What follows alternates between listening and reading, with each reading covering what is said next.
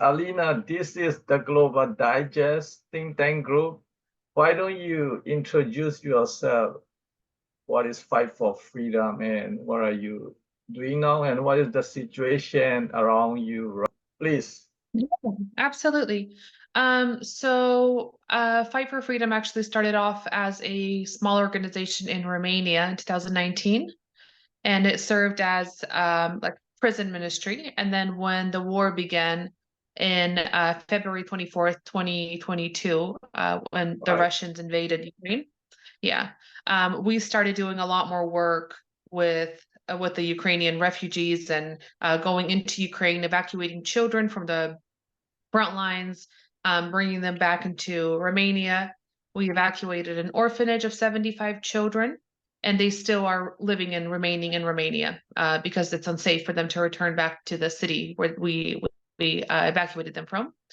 Right. And then last year in November 2023, we opened our branch in Ukraine. So right now I'm in Kiev talking to you. And so I myself am Ukrainian by birth. And then when I was quite small, I moved to the States with my family. And then once the war began, I returned back and I accepted a job with Fight for Freedom. And now I lived in Romania for almost a year. Now I've moved to Ukraine. So I'm living here, working here. And Fight for Freedom Ukraine, we have a few different outlooks in where we go. So one of the things we do is we work with children. And we have a program, it's called Children of War. And we have five different programs that fall underneath that and what we do with the children, the different projects. So a lot of the children that we work with are IDPs. That means they're internally displaced. So they were living at probably the east side of Ukraine, and because they were either forced evacuated or the Russians were coming too close, they had to be moved. So a lot of them live in containers now. And they're just kind of trying to find a way to integrate into a different city, a different life, having absolutely nothing, and because they were evacuating with very little to start with. Other children are local children, but their houses were bombed here, and so they're homeless children, basically living in containers as well. The other focus that we have is having an English club for both local children and IDP children. So we're trying to set up the children for success and invest into the future generation of Ukraine. We also have a program called Keep in Touch that goes underneath the children's program. And this is where we reconnect with the children that we started working with in Romania. And so if they have moved back into Ukraine, once a month, we try to get those children together and reconnect with them and continue working with them and spending more time with them. So a lot of programs that we do are surrounded around children, as well as their parents. We have adult programs that we focus on senior homes, and these are older grandmothers and grandpas who were either forced evacuated from the front lines or their families left and didn't take them. So now they are living out their last days in a center. And so we try to do as much as we can for them if it's weekly visits to the senior center as well. And then we work with adults who've also either have been displaced or have lost their homes. We have a widow project where we focus on supporting widows and the wives of fallen soldiers. We send out monthly boxes to them to support them and their children.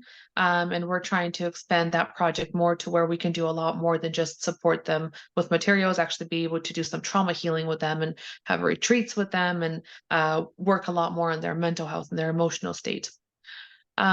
So we work with, different ages all around, different projects we have. We have a voucher distribution project that's just our really the new project that we have. And we go all over Ukraine and we distribute vouchers. They're like small certificates that they're about 10.5 euros worth a certificate. And they're to a local grocery store that people have access to. Because what we have saw and what we did in the past is we would deliver bags of food to refugees or IDPs. And so whatever would be in the bag, while it would be very helpful, it didn't really give them that freedom of choice. And so they would just accept the help that was given. And we're trying to kind of help them get back on their feet and actually invest back into the economy of Ukraine. So with that, we're trying to, so we go through, we have 9 cities so far.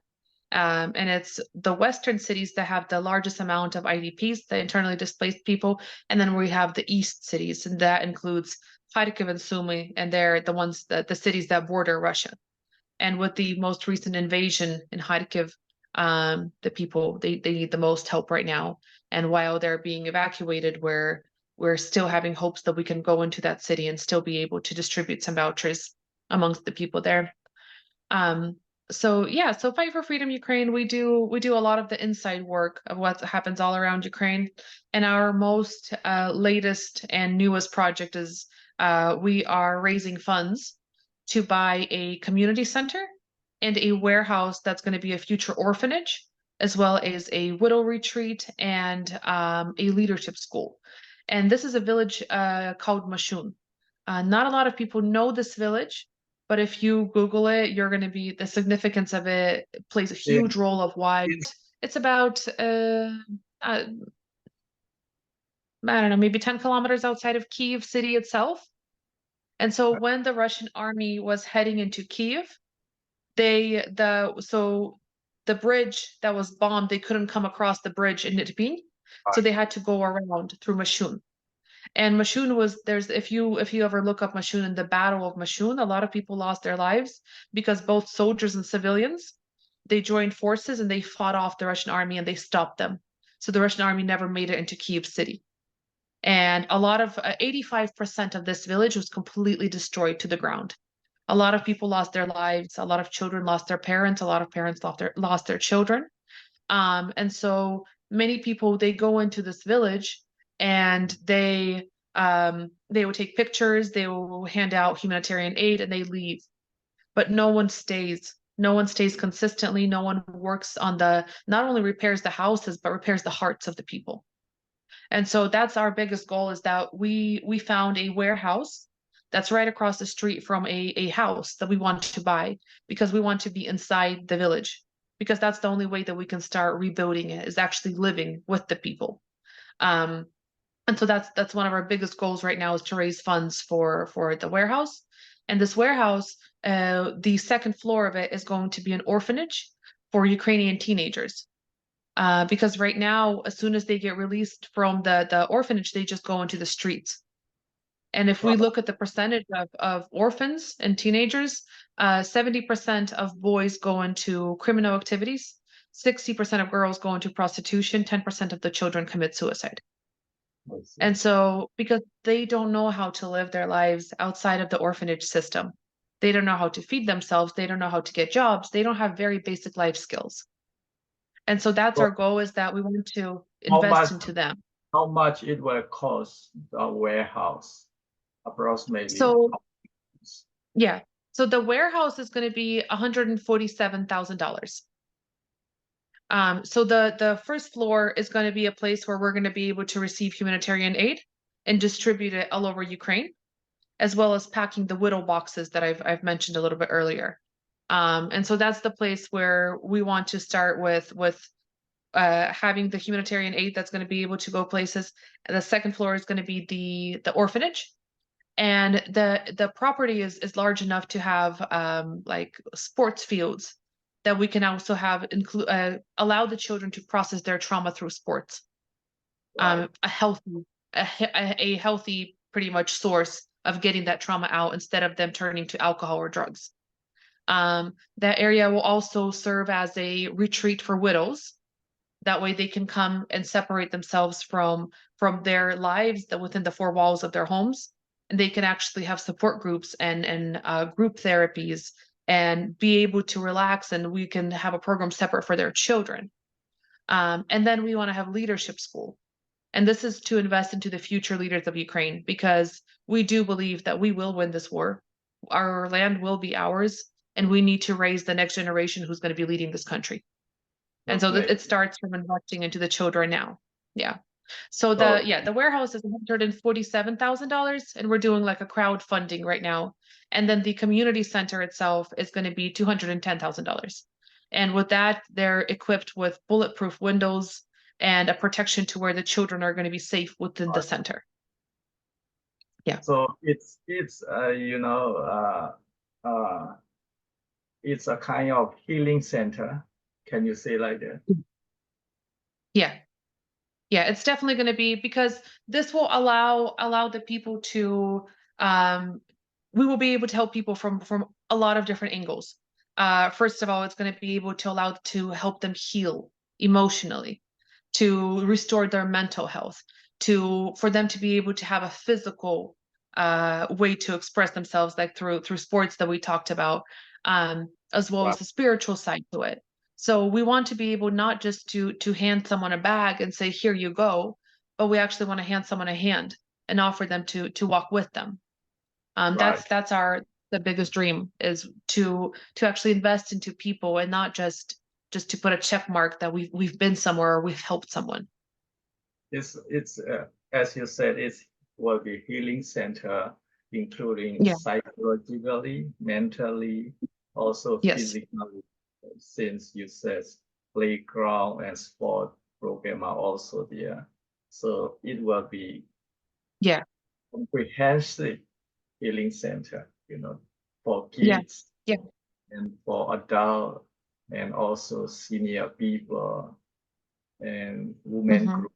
So all kind of people you included in the warehouse at the healing center. You can say something like that. Hmm. You did good job. It's very important job and a lot of humanitarian work you are doing. You are in and out from Romania, or you have a base in Romania as well as in Ukraine. You Yeah. base Yeah. place, something like that. You have, because you said a lot of kids in Mhm. Romania too, right? So you have Yeah. two Yeah. locations, or you have also Yeah. center in Romania. Yes. So Romania is where it kind of started, and then Fight for Freedom became international. So our headquarters are in Austria. But we have Romania, they work with a lot of Romanian communities, but they do a lot of work with Ukraine too. They were the first ones that started getting involved, and that's where I started to work in Romania. I And so, yeah, and so they have an orphanage there that has Ukrainian children. They just lifted up an orphanage from Ukraine and just placed it in Romania. Um, and also, they have centers where they evacuate children for basically monthly mental health retreats, if you want to call it that, where children can come and they can change the scenery all around them with their parents or teachers, and they can just be kids.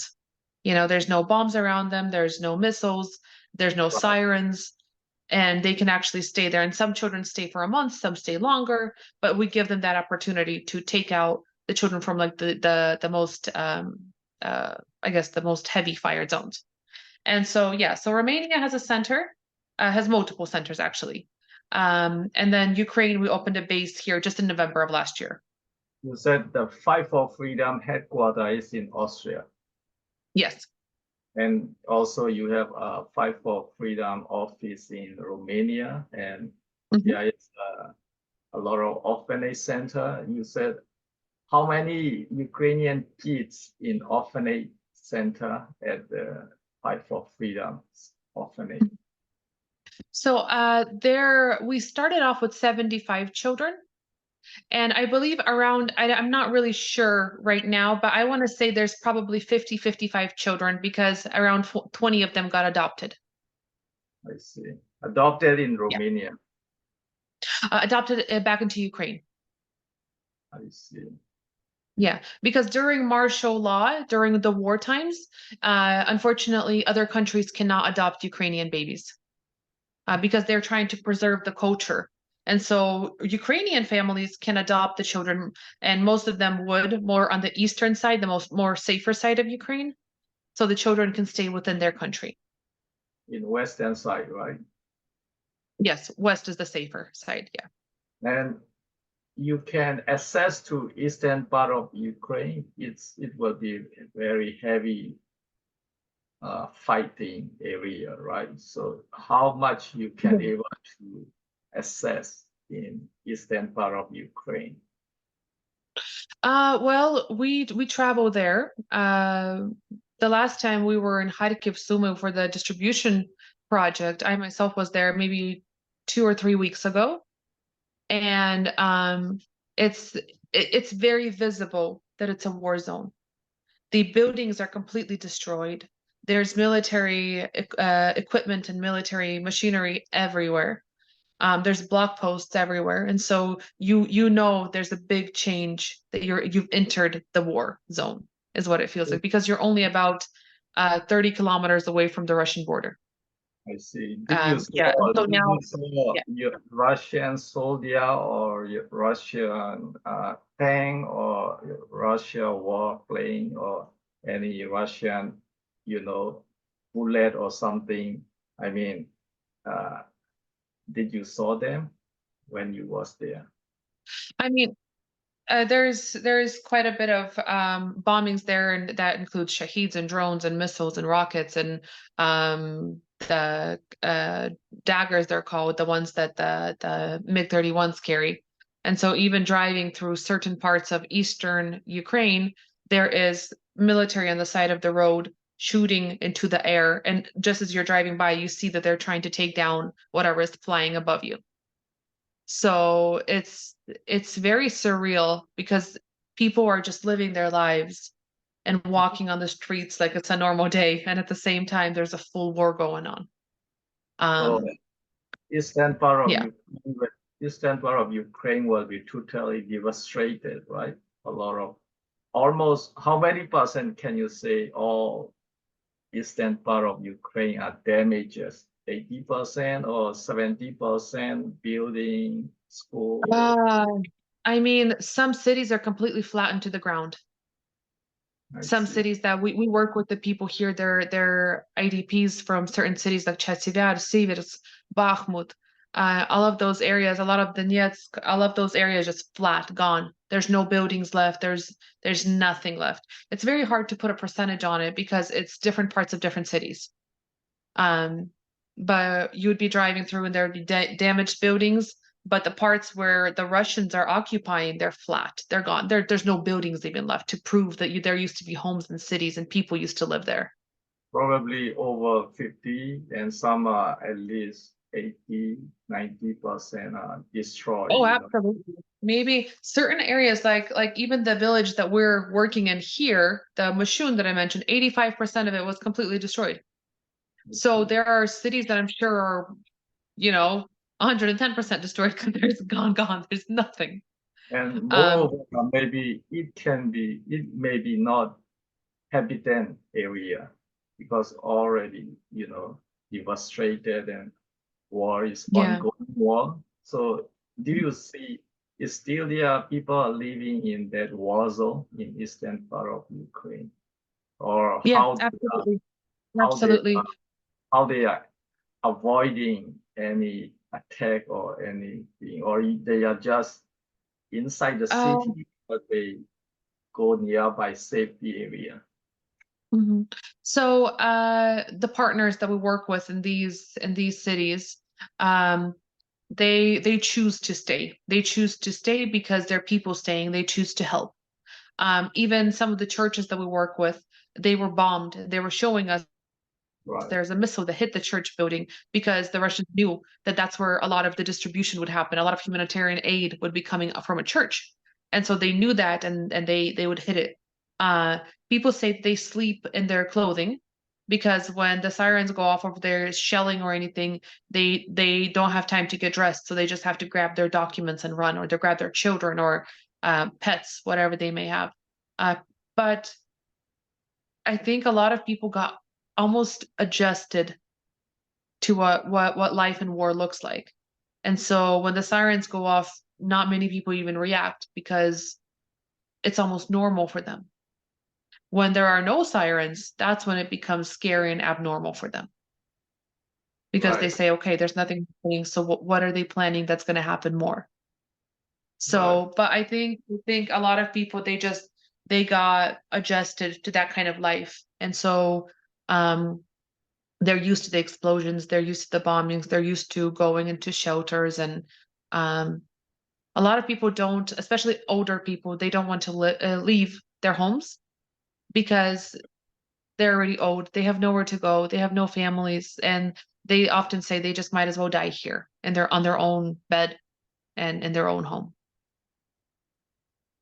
Right. I remember when you talk about the people in the war zone. It's similar in Burma, in Myanmar. A lot of people are running out of the town, out of city. In case of Burma, we have a lot of forests and mountain, so people Yeah, use escape at the yeah, forest and thing. So there is still people can run nearby their town or villages. But Ukraine case, you don't have much forest, right? mhm, Everywhere Russian troop or Russian tank or yeah. say. And how many region now completely Russian troop occupy? Which provinces? I usually there is a eastern but three provinces are Russia occupy control already, or how did Mhm. you see exactly how many provinces Russian control or occupy right now? Yeah, so some cities are completely occupied, some of them are half occupied, some of them are getting more occupied by the day, or the Ukrainians are pushing them out more. But I know Melitopol, Mariupol, that's two. A lot of Donetsk area is being occupied. Kharkiv right now is being occupied. One of the sides of Kherson is being occupied. And it just wherever the borders are, they kind of start pushing in, like the Bakhmut area. So How I many think Chasiv. now? Uh, How many provinces so far? Maybe yeah, more I than think three it's hard to provinces. say. Yeah, I think it's hard to say because not some of them are partially occupied and some of them are fully occupied. And so it's if you're looking, you would probably have to look at a map. I don't completely know, so I can't give a specific number. Um, because some of them are just like I said, like Kherson, only one side of the bay is occupied, and so you Don, just like that stop this. Donetsk province will be totally occupied, I guess. Well, I'm not complete. I know there's at least maybe three or four completely occupied. The rest of them are probably partially occupied, and there that is that fight going, pushing them out, and they're coming back in. And so um, some days we're able to take more of the land, and other days they take more of our land. So Krim's occupied. So a lot of the cities that are occupied, we don't know what life there looks like right now. We have no connection with the people there. We know Right. that they are using Russian currency. We know that they are forced to speak the Russian language, but aside from that, we don't know. Are there still people living there? Have they killed them? What is life there look? We don't know. We don't know what life looks like there for them. But you cannot able to enter in eastern part of provinces, right? And No, the Russia occupied territories, we're not able to enter. No. right, yourself is from original from eastern part of Ukraine or western part of Ukraine or I'm Mykolaiv, and Mykolaiv is more it's more southeast, I would say. It's more, yeah. is near Crimea, It's lower down. It's toward Kherson and Odessa. near to the Romania. So yeah, it's a little bit lower, a little more southern. So yourself is Russian speaking community or not Russian speaking community? We're Ukrainian speaking. Because Yeah. I heard many eastern part or some provinces they are Mhm. totally Yeah. Russian Yeah. speaking community. Yeah. A lot of Mykolaiv was Russian speaking, but I think with the war now, a lot of people are they choose voluntarily to speak more Ukrainian. I see. Even though they could, Your ancestor are Ukrainian speaker, not yeah. Russian. So So we grew up speaking both. Well, I grew up speaking more Russian. And because it was very normal for us, and we were brothers and sisters. And Right. there wasn't a big difference because it was, for me, I always like, well, Russia, Ukraine, whatever, like we're all one nation is what it seemed like. Used to And be. then, There used to yeah, be Soviet yeah, Union, you have one nation, yeah, yeah, and yeah, yeah, yeah, exactly. And so for us as kids, it wasn't that big of a deal. But now with everything going on, um, it's even hard to speak or hear the Russian language sometimes because you know what the people behind that language are doing to our people. right. I want to clarify, some uh, eastern part Ukraine, some of them Mhm, they are pro-Russian and they want to remain part of Russian, something uh, in the community. So maybe when they were with Ukraine, under Ukraine government before the war, they may have more mhm. restricted by Ukrainian government. Maybe that's also one of the issue. The eastern part of Ukrainian, they are pro-Russian and uh, they are against uh, restriction by Ukrainian government. That may be also the case in eastern part of Ukraine. Is true, or how did you see that? I think there's always going to be people who are going to be supporting one side versus the other. And I think with the propaganda going on, I think people are going to sometimes choose either side and just support it. But I would say a lot of the people that support Russia, they have moved to Russia. I'm not sure. I've only the people that we communicate with are very pro-Ukrainian, but I'm sure there's people out there like that will support Russia because it doesn't matter where we go. There's always going to be those who don't necessarily understand or don't want to understand the truth. Um, so I'm sure wherever we are, there's always going to be people who are going to be seeing it differently.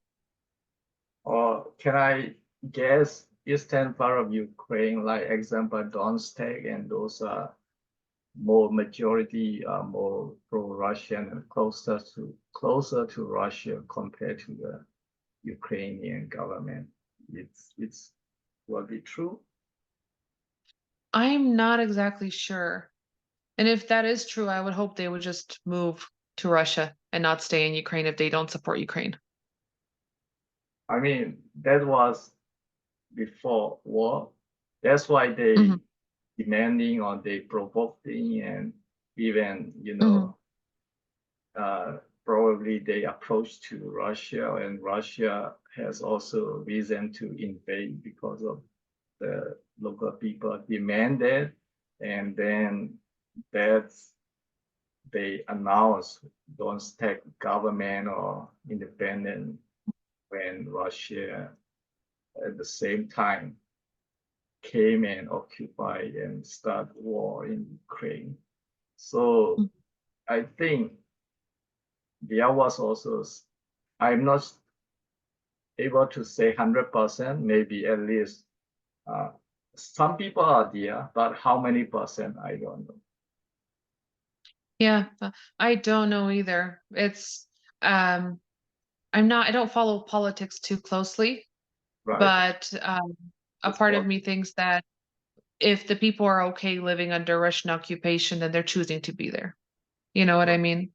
So I don't know. I don't know. but 10 years ago, maybe more than 10 years ago, in case of Crimea, they Hmm. want to they announced independent and same time Russian annexed Crimea. I mean, Hmm. I don't know how many percent are really want to be independent and pro Russia, but some people are there. I mean, Yeah, agree yeah, or not. yeah. That's the case. Russia can argue we have reason to annex it. So how did you see Crimea people position according to your personal view? Honestly, when the war first began in 2014, I was still quite young and I wasn't very politically involved. Um, and to me, there is never a good enough reason to start invading and killing people. And it doesn't matter what people view, it doesn't matter what people are saying. There's never a good enough reason to take a human life. You mean So there is yeah, I not don't really. enough reason by Russian to invade or occupy Yeah, either y- in Crimea or eastern part of Ukraine? yeah, Uh, yeah, you can, your point is Russia is overacting beyond beyond you know the yeah, real situation. So yeah, that's your understanding, right? You saw like that. yeah, yeah, So I mean, because outside people we cannot know inside, but yeah, heard we know many eastern part or Crimea or some. There are people who prefer Russia or independent or part of Russia. That is exists. yeah, We cannot deny that. But how yeah, many absolutely. percent we don't know. Majority or Yeah, non-majority or 50-50 or yeah, we don't know. But yeah, as you yeah. point out, That's true because Russia annexing Crimea or eastern part or occupation or attacking is overacting more than what the people wish or expected. You can say like yeah, that. yeah. Okay, and now you are working humanitarian work, mostly unoccupied Russian area, right? Yes, because there is not much we can do for occupied territories right now. Right, I think once those areas, once we take them back, I think there's going to be a lot of work that needs to be done there, from rebuilding people to rebuilding houses. Um, so I think there's still going to be a lot of work for us to do in the currently occupied territories. But as of right now, as humans, there's not much we can do. We can't really step into that territory and safely either evacuate people or try to help within. So unfortunately, those it's kind of like a closed door for us. We don't know what's going on with our people behind those doors. right. And last time I heard there was a missile, Russian rocket missile that hit even Kiev city. So what about nowadays? Is there any rocket or missile hit Kiev or Yeah. nearby Kiev or western part of Okay. Ukraine? Is there any rocket Mm, reached there? Yeah. Last night from 1:30 till about 4:30 this morning, um, it was shaheeds, it was drones, it was cruise missiles flying, and they sent in three groups of them. First entered through Sumy, second entered, and third entered. And they flew over Kiev, and they were heading toward Khmelnytsky and toward Vinnytsia. And praise God, our AA, our air defense, they're amazing, and they took all the rockets down. But it's very rare that we don't have rockets at night. It's almost every night the sirens are on and there's something flying over us. If we have a quiet night, which we do occasionally, it's very weird to sleep at night without the sirens. There's Right. no, like I mentioned before, it almost feels abnormal. Right. I mean, it is not fair. Russia is hitting western part of Ukraine and Kyiv city. That is beyond the scope of Mhm. Russia argument. I mean, eastern part, Crimea is a reason we can say at least because of Yeah, the people has some their self-determination, their own there is a we can say a reason to attack, but even that is overacting, as you yeah, already mentioned. but western part of Ukraine, Russia should never touch here, but it's still hitting and shooting western Ukraine is it's not Yeah, reasonable what Russia action in Ukraine. It's not yeah, reasonable, right? yeah. And it's not, even if this started because of land, then there's no reason why they should be raping children, women, and men and killing So, civilians. right. So I Yeah. mean, uh, Their actions are not humane. shooting Kiev and Western is not justifiable. So by the way, Yeah. humanitarian work a few months ago, U.S. Congress approved about 60 billion aid to Ukraine. From that Mhm. aid, that can also you can get any contribution, a portion of aid for humanitarian work, or did you expect, or that is all will go for weapon or military purpose? There will be no expectation for humanitarian expenses. Mhm. I'm not sure how much of it is going to go to humanitarian aid. I think most of it's going to go to military and protecting our skies. Because if we're not protecting our skies, there's no point of us to do humanitarian work because we're all going to die. Right, So I know a lot of it will go to military.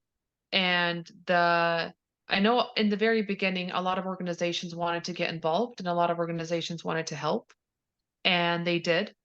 But now it's very rare that you find someone who wants to help again, because it's not the big news anymore. But the people have not stopped dying here. The people have not stopped being bombed here. But as humanity, we get bored and we move on to the next subject, what's more exciting, what's more on the news. And so people forget that the war is still going on in Ukraine, that every night we have missiles flying over us, that every night we're getting bombed. And right, so the most help we're receiving from is either very small organizations that have been with us from the very beginning,